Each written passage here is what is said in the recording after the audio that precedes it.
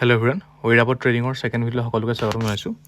চ' এইকেইদিন যিহেতু মাৰ্কেট বন্ধ আছে, মই ষ্টাৰ্টিং কৰা দুদিন ট্ৰেড লোৱা হৈছিলে।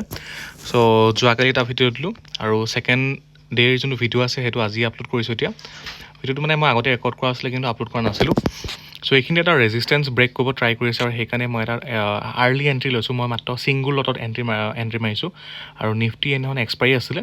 দেখা পাইছে ৰেজিষ্টেঞ্চৰ ওচৰত মাৰ্কেট ষ্ট্ৰাগল কৰি আছে আৰু মই এইটো প্ৰফিটটো আপ ডাউন হৈ আছে। তলফালে পজিশ্যন য'ত ওলাই আছে দেখা পাইছে আপোনালোকে।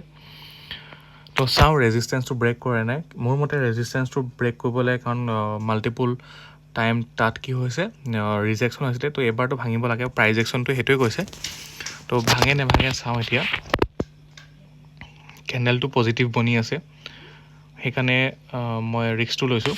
আৰু লগতে মোৰ এটা ফেভৰেট ছেটআপ আছে, মোৰ যোনটো স্পেচিয়েল ছেটআপ আছে সেই স্পেচিয়েল ছেটআপটো বনিছিলে।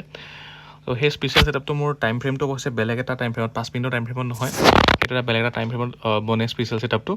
চ' সেইটো একৰ্ডিঙো মানে মই সেইটো এটা এডভান্টেজ পাইছোঁ।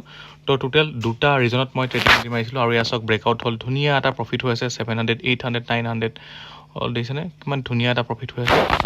তো বাকী মই এটা ট্ৰেইল কৰিম, চাওঁ কিমানটো প্ৰফিট বুক কৰিব পাৰোঁ। যদি ওপৰলৈ যায় ভাল এটা মুভ দিব পাৰে, মই প্ৰফিটটো ট্ৰেইলহে কৰিম। যিমানটো পাই আছোঁ এতিয়া সিমানটো বুক কৰি নিদিওঁ।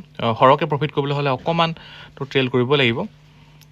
আজি অৱশ্যে এক্সপাইৰী হয়তো বেছি দি ৱেইট কৰিব নোৱাৰোঁ, নহ'লে মমেণ্টাম লুজ হৈ গ'লে প্ৰফিটটো গুচি যাব। আৰু ফাইনেলি মই ইমানটোত মোৰ ট্ৰেইলিং ষ্টপ লছ হিট হৈ গ'ল, মাত্ৰ এটা লটত মই এণ্ট্ৰি মাৰিছিলোঁ। চ' ঠিকে আছে, মোৰ কেপিটেলটো হৈছে 7,000 চাই অলম'ষ্ট 600 টকা ৰিটাৰ্ণ এনাফ হয়। চ' যদি আপোনালোকে ভিডিঅ' চাই ভাল পালে লাইক আৰু শ্বেয়াৰ কৰিব নাপাহৰিব।